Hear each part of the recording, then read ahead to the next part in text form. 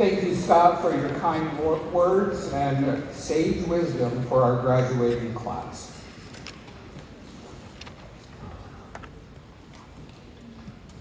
Next, I'd like to welcome to the stage this year's junior class president, Caitlin Knoll, who will introduce this year's most outstanding senior.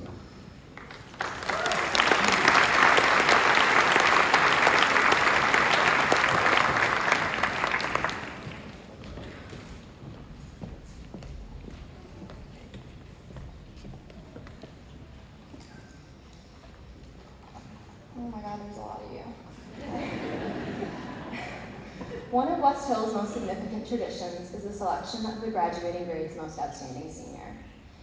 It was the wish of the founding fathers of West Hill to praise the most well-rounded student, an individual who excels in several areas, academics and school activities, and who gives much service to the school. It is also our tradition that the most outstanding senior delivers the farewell address. So, I have a bit of a confession. I kind of wrote this super last minute, but not because Mr. Roscoe had told me yesterday or I'd been putting it off, but because I genuinely wrote about 7 drafts of this introduction. I mean, truly, it was very much me writing, crinkling up the papers, and then just throwing them in the trash, just trying to craft the best speech. Because this senior deserves the best possible introduction, as he is, at least in my eyes, the best possible choice for this award. I was incredibly honored to be part of the voting process, and I'm incredibly honored to speak before you all today. And of course, sitting before me, I think every graduate here is outstanding, but I think we could all agree that this senior really is one of a kind. So as I sat in my room writing this last night, trying to put into words how one of a kind he really is, I couldn't help but laugh. Maybe it's because I know him, but of course I was writing this last minute, because, and no offense at all, this senior tends to be a last minute kind of guy. Perhaps even late. And if you've met him, maybe you'll laugh too. I'd always associated being late with a negative thing, but in this senior's case, I don't think that it is at all. Because even if he is late, he always gets done what he needs to, and to the absolute best of his ability. Even if he is late, he arrives with not just a smile on his face, but caring kindness for all around him. And I'm not sure if I can even blame him for being a little late, as he's involved in so much for West Hill. He has participated in sports, musicals, fundraising, clubs, academics, and has exuded excellence in all of them. He has gone to every class ready to work, and he has said hi to every person he knows in the hallway. He has led his grade through so much as president, from COVID to this year's senior ball, and with dedication in his stride the whole time. So even if he does tend to be just a little late, he always shows up. And honestly, I think he's left his mark, as how could anything really start without him? So I feel confident in speaking for the remaining students at West Hill, the graduates before me, and many of us here today, that it will be hard for our next chapters to start as he leaves West Hill and he leaves Syracuse, missing his goodness and his impacts, even if they do tend to be just a couple minutes late. So with that, and that is if he's arrived on time, I congratulate and I'm honored to call the class of 2023's most outstanding senior to the stage, Bodie.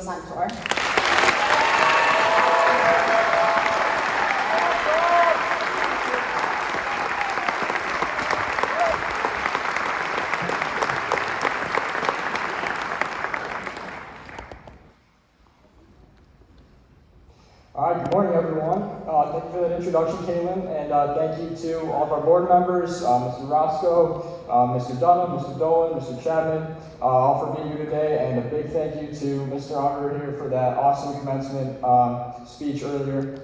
To all my fellow classmates, I'm incredibly happy to be here with you all, and I'm deeply proud of each and every one of you. We've reached an incredible milestone in our lives, and we all deserve to be proud of overcoming the obstacles we faced over the last 4 years and beyond to get to this point. High school graduation is no small feat. For many of us, we've grown together since kindergarten, racking up Alberta Promise stickers and crybaby ice cream lids back in the days of elementary school. But of course, just as our high school careers were taking off, everything fell apart as the pandemic threw off freshman and sophomore year. We never got to truly settle into high school, and we were always kept on our toes. Even in senior year, year-long construction kept us in abnormal high school conditions. However, through it all, I can say that our class has shown incredible resilience, and I'd be remiss if I didn't mention our determination to leave a mark on West Hill. I'm extremely proud of all of our achievements over the last few years. From victories at the boys basketball state championship and Smoky Mountain Music Festival to great memories at homecoming and ball, it's been quite a ride. And I'd like to first take this opportunity to thank all of the family, friends, teachers, coaches, and others who have helped us along the way. To my family, I'm incredibly grateful to have had you by my side throughout this journey. I love and will miss you all next year. To my sister, Angelina, thanks for always being my singing coach and preparing me for all my musical auditions over the years. I can't wait to see what you do in high school.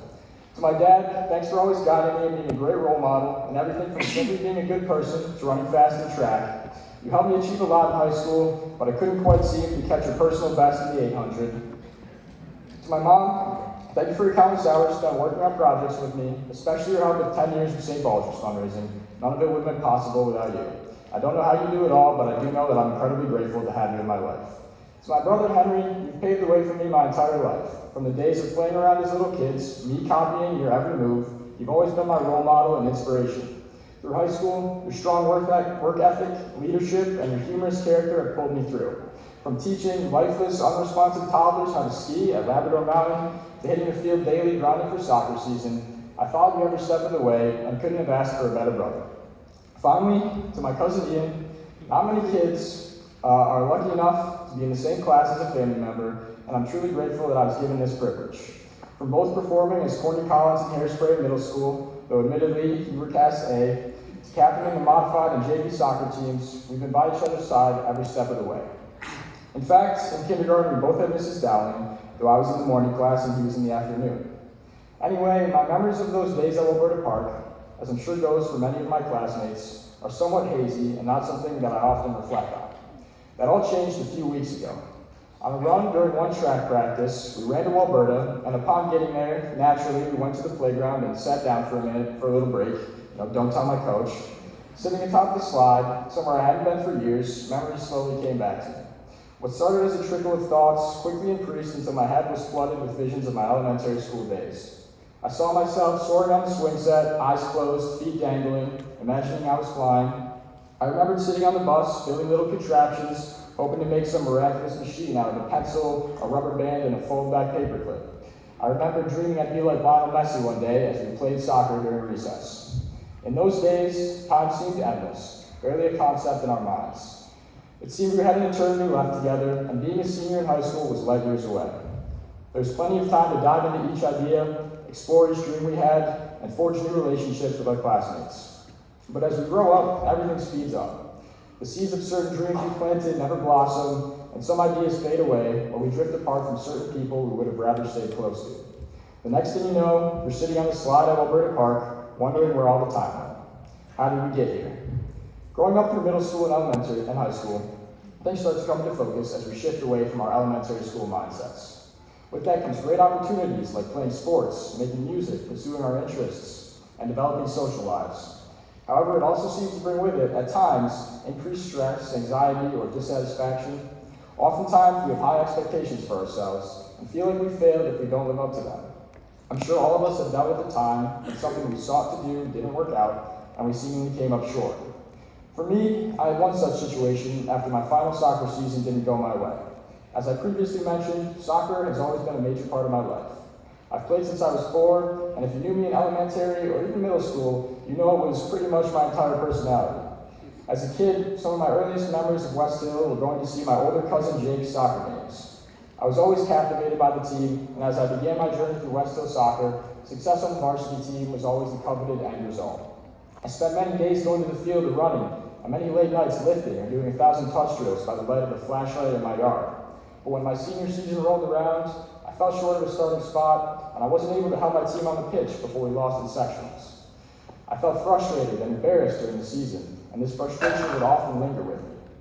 You see, in high school, it's easy to be overly troubled about these things and internalize what we perceive to be failures. We can become down on ourselves when we don't succeed because oftentimes we lack some perspective and inflate the value of the trials and tribulations in our immediate lives. Ultimately, though, the obstacles we face in high school have little impact on our lives as a whole.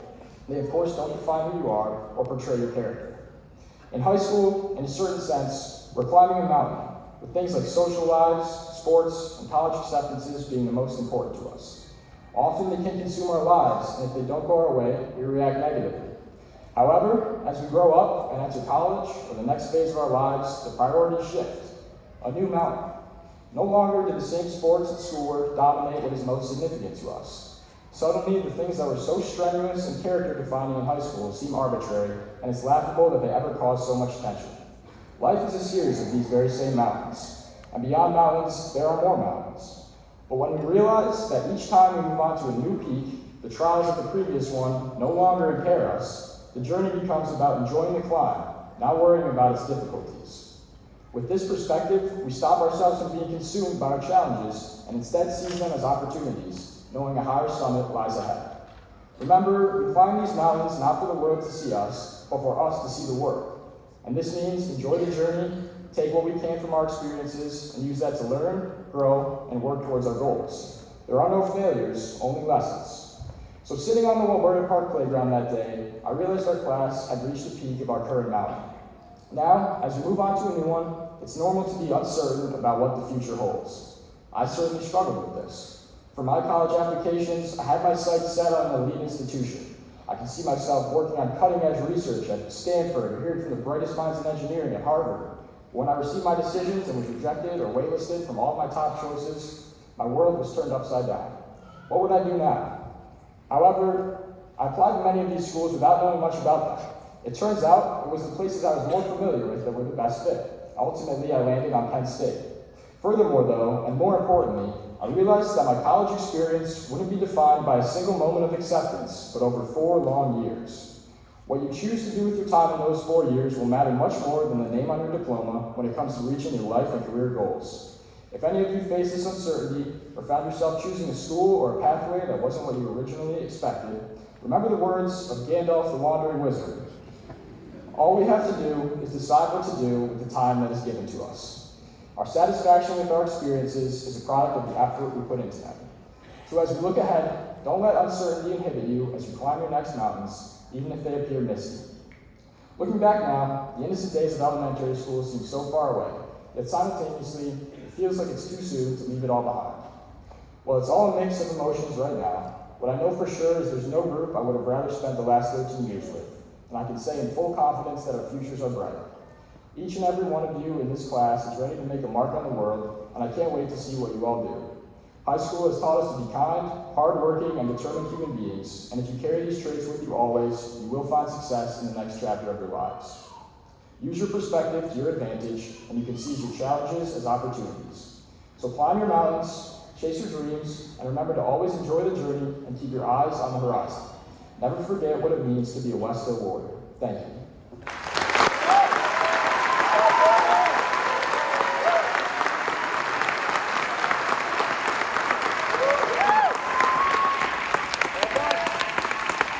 Yeah.